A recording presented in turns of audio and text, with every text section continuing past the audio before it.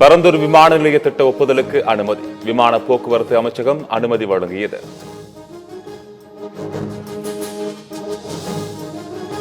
திருப்பதி காட்பாடி இடையே ஒற்றை ரயில் பாதையை இரட்டை ரயில் பாதையாக மாற்ற மத்திய அமைச்சரவை ஒப்புதல். தமிழ்நாடு மற்றும் ஆந்திர மாநிலங்களுக்கு இடையிலான வர்த்தகம் மற்றும் சுற்றுலாத்துறை வளர்ச்சி அடையும். ஆளுநர் விவகாரம் போன்று நீட் விவகாரத்திலும் மாநில உரிமையை மீட்டெடுப்போம். மக்கள் நல்வாழ்வுத்துறை அமைச்சர் மா சுப்பிரமணியன் பேட்டி. மாநில உரிமையை நேற்றைக்கு மீட்டெடுத்திருப்பதைப் போலவே இந்த நீட் விலக்கும் நடைபெறும் என்கின்ற வகையிலான நம்பிக்கை அனைத்து கட்சி தலைவர்களும் இன்றைக்கு வெளிப்படுத்தி இருக்கிறார்கள்.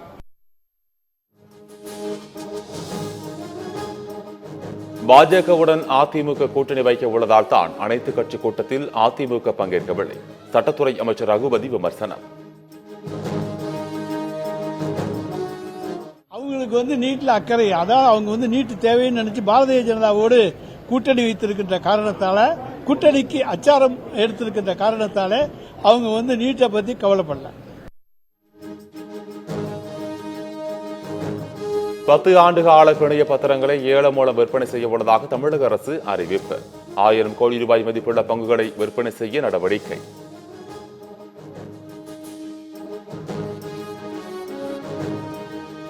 சென்னையில் 12ஆம் தேதி பொது விநியோக திட்ட மக்கள் குறைதீர் முகாம். சென்னையில் உள்ள 19 மண்டல அலுவலக பகுதிகளில் உள்ள குடும்ப அட்டைதாரர்கள் இச்சேவைகளை பயன்படுத்திக் கொள்ள அரசு அறிவுறுத்தல்.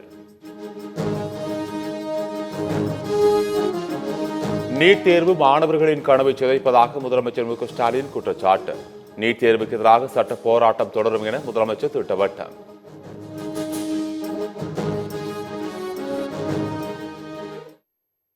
ஒன்றிய அரசு கொண்டு வந்த நீட் தேர்வுக்கான திருத்தச் சட்டம் வசதி வாய்ப்பு இருக்க மாணவர்களுக்கு மட்டுமே சாதகமாக இருக்கிறது தான் நீட் தேர்வோட மாபெரும் அநீதி. நீட் தேர்விலிருந்து விலக்கு பெற தேவைப்பட்டால் உச்சநீதிமன்றத்தில் புதிதாக வழக்கு தொடரப்படும். துணை முதலமைச்சர் உதயநிதி ஸ்டாலின் அறிவிப்பு.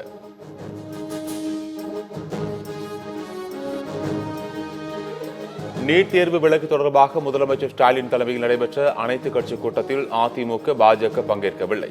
நீட் தேர்வு விவகாரத்தில் திமுக அரசு நாடகம் ஆடுவதாக இரு கட்சிகளும் குற்றச்சாட்டு.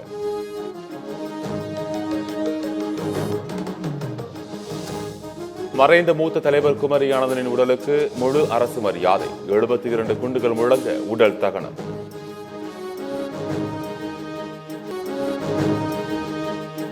திமுக மீண்டும் மீண்டும் நீட் தேர்வு அரசியல் மோசடி செய்கிறது. நீட் விலக்கு தொடர்பான அனைத்து கட்சி கூட்டம் மற்றும் தீர்மானம் குறித்து தாவேக விமர்சனம்.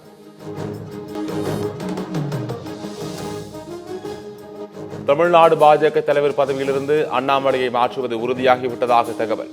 புதிய தலைவர் வரும் 11ஆம் தேதி அதிகாரப்பூர்வமாக அறிவிக்கப்பட வாய்ப்பு.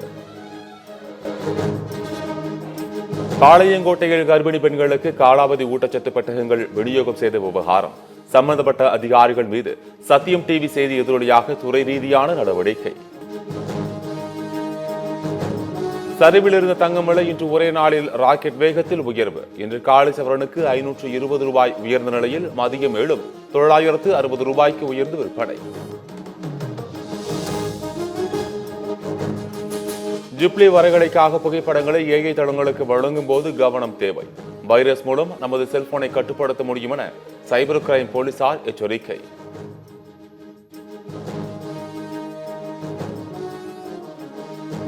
மதுரையில் தனியார் குடியிருப்பில் லிப்டில் கை குழந்தையுடன் சிக்கிய மக்கள். நீண்ட நேரத்திற்கு பின் 6 பேர் பத்திரமாக மீட்பு.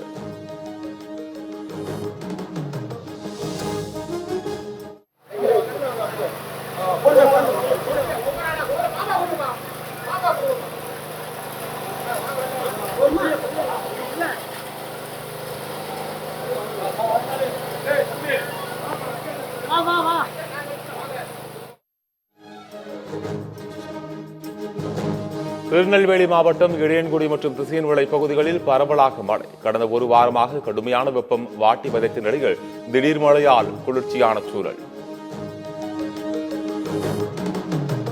பொள்ளாச்சி பாலியல் வன்கொடுமை வழக்கு. பொள்ளாச்சி கிழக்கு காவல் நிலைய ஆய்வாளர், பொள்ளாச்சி அரசு மருத்துவமனை இருப்பிட மருத்துவர் ஆகியோர் ஆஜராக கோவை மகிழா நீதிமன்றம் உத்தரவு. சீனாவுக்கு 104 விழுக்காடு வரி விதித்ததற்கு எதிர்வினையாற்றும் சீனா. அமெரிக்க பொருட்களுக்கு 84 விழுக்காடு வரி விதித்து சீனா பதிலடி. மும்பை பங்குச்சந்தை குறியீட்டு எண் சென்செக்ஸ் 380 புள்ளிகள் சரிவு. சென்செக்ஸ் பட்டியலில் உள்ள 30 நிறுவனங்களில் 17 நிறுவனங்களின் பங்குகள் விலை குறைந்து வர்த்தகமாயின. மொராக்கோ நாட்டில் உள்ள கால்பந்து வீரர் ரொனால்டோவின் ஹோட்டலில் தீ விபத்து. தீயை விரைவாக கட்டுக்குள் கொண்டு வந்ததால் யாருக்கும் காயம் ஏற்படவில்லை. ராஜஸ்தான் அணிக்கு எதிரான IPL லீக் போட்டி. குஜராத் அணி நிதான ஆட்டம்.